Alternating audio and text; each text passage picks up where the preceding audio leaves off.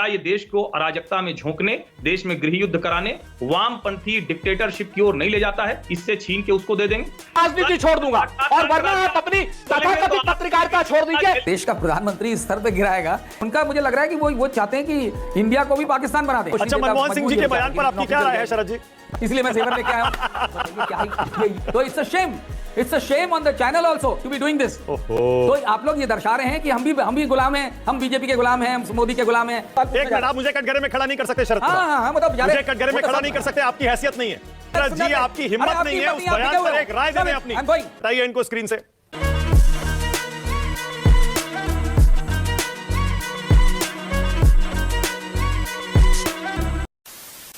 नमस्कार दोस्तों, debate show की एक और मजेदार वीडियो में आप सभी का स्वागत है। दोस्तों, आज की डिबेट वीडियो होने वाली है न्यूज एंकर मानक गुप्ता और वरिष्ठ पत्रकार शरद प्रधान के बीच में। दोस्तों, शरद प्रधान ये वही पत्रकार है जो अपनी बदतमीजी और चाटुकारिता के लिए जाना जाता है। दोस्तों, डिबेट में बैठा ये वरिष्ठ पत्रकार न्यूज एंकर और साथ में बैठे सभी पैनलिस्ट को चाटुकार और गोदी पत्रकार बता रहा था, जिसके बाद इसको न्यूज एंकर ने डिबेट से ही भगा दिया। दोस्तों, डिबेट बहुत मजेदार होने वाली है, आपसे अनुरोध है अंत तक जरूर देखना। अगर आप चैनल पर पहली बार आए हैं या चैनल को अभी तक सब्सक्राइब नहीं किया है तो चैनल को सब्सक्राइब किए बिना बिल्कुल मत जाना। चलिए दोस्तों, मेन डिबेट स्टार्ट करते हैं। एक वीडियो है सर, देख लेना सर, अब तक पूछेगा तो मालूम नहीं, देख लेना सर।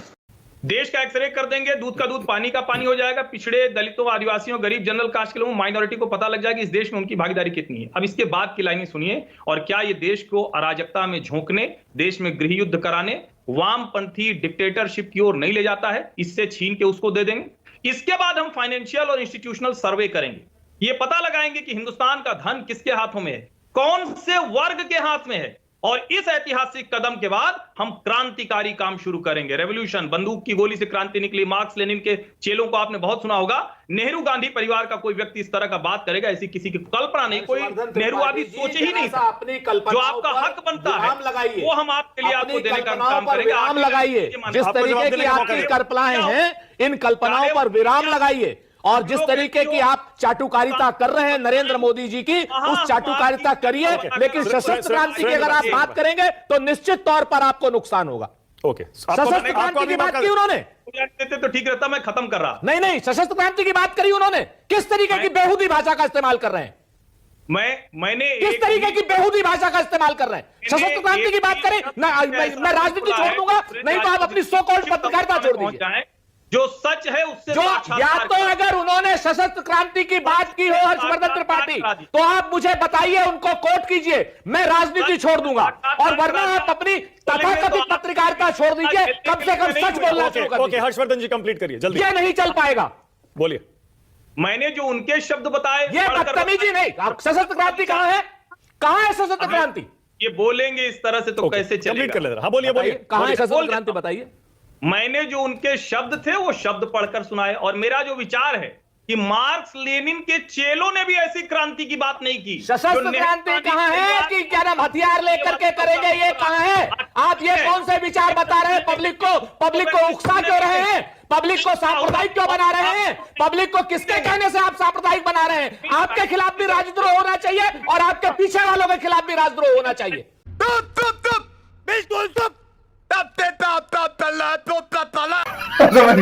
शरद प्रधान जी बड़ी गंभीर मुद्रा में दिख रहे हैं।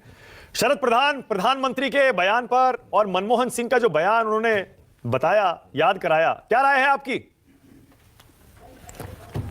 भाई, मैं तो कहूंगा कि प्रधानमंत्री के लिए ताली बजाना चाहिए कि वो कितना बढ़िया सफेद झूठ बोलते हैं और किस तरह बात को ट्विस्ट करके। लेकिन इतनी शर्मनाक, मैं सोच नहीं सकता था कि देश का प्रधानमंत्री इस स्तर पे गिराएगा कि ठीक है, हिंदू मुसलमान कर करके वोट मिलता है, लेकिन अब लगता है कि इतनी ज्यादा गिरावट आ गई है कि उनको खुद शर्म आनी चाहिए। इस सज्जन को क्या तकलीफ है भाई? हम करते हैं प्रबंध, आप चिंता मत करिए। बड़ा ताज्जुब होता मुझे, इट इज शॉकिंग। प्रधानमंत्री इतना झूठ बोले और इतना ट्विस्ट करें किसी तरह हिंदू मुसलमान। अरे भैया, एक तरफ आप बोलते हो सबका विकास, सबका साथ, सबका विकास, मतलब इतनी झूठ, ये बर्दाश्त के बाहर हो गया इतना झूठ। कोई भी, ये तो सारी दुनिया में बताते हैं विश्व गुरु हैं, कोई विश्व गुरु दूसरा दिखा दीजिए जो इस तरीके करता। हाँ, पाकिस्तान के लोग इस तरह करते हैं, तो उनका मुझे लग रहा है कि वो चाहते हैं कि इंडिया को भी पाकिस्तान बना दें। चड्ढा समझाओ, इसे समझाओ। ये बड़ा अफसोस की बात है क्योंकि इस तरीके की हरकत तालिबान में होती है या पाकिस्तान में होती है। अब ये प्रधानमंत्री के मुंह से सुनने को जो शब्द आ रहे हैं, इस तरीके की हरकतें वहीं होती हैं।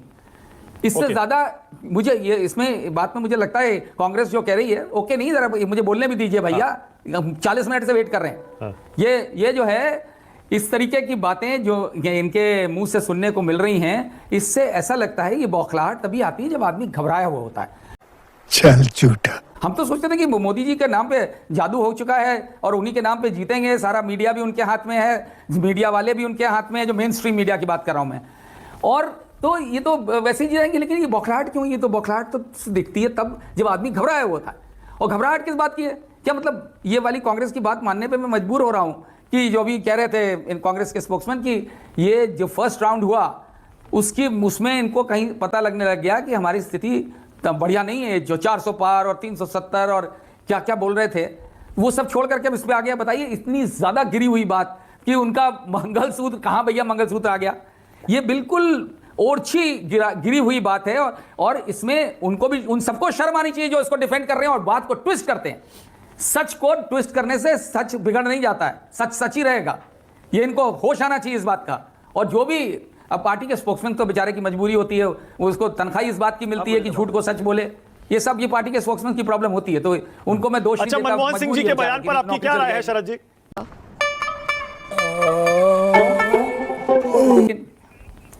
मनमोहन सिंह जी का बयान जो है वो आपने उसको टुकड़ों में जिस तरह दिखलाया है, उससे दिखलाता है कि आप भी उसको ट्विस्ट करने में लगे। अरे भाई, मैंने पूरा सुना दिया, हमें तो बख्श दीजिए। कमाल है, मुझे लगा मेरी तारीफ करेंगे शरद प्रधान।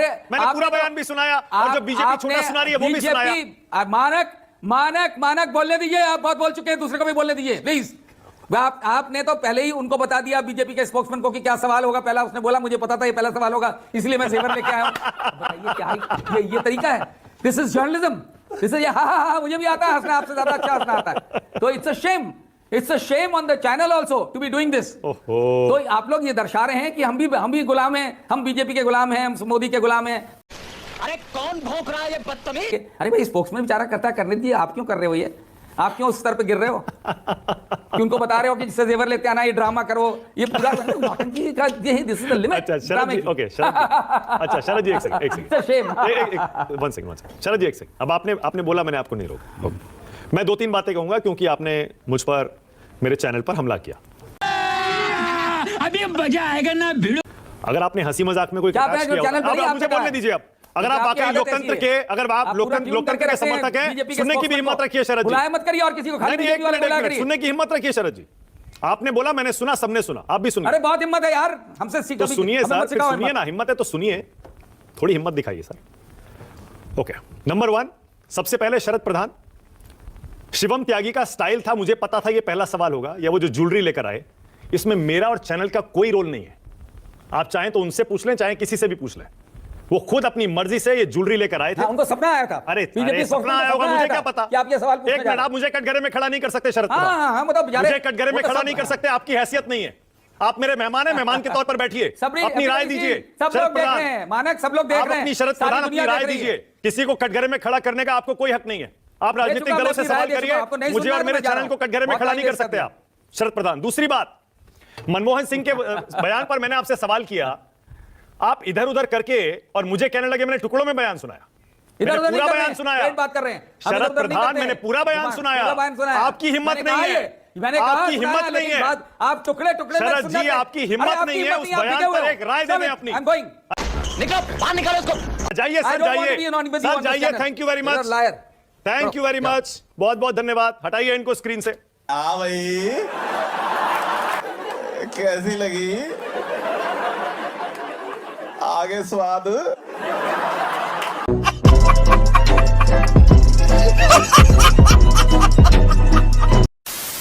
तो दोस्तों, अगर आपने वीडियो अंत तक देखी है तो उम्मीद आपको वीडियो पसंद आई होगी। वीडियो के बारे में आपकी क्या राय है कमेंट्स करके जरूर बताएं। वीडियो को अंत तक देखने के लिए आप सभी का बहुत बहुत धन्यवाद। मिलते हैं बहुत जल्द अगली वीडियो में, तब तक के लिए जय हिंद, वंदे मातरम।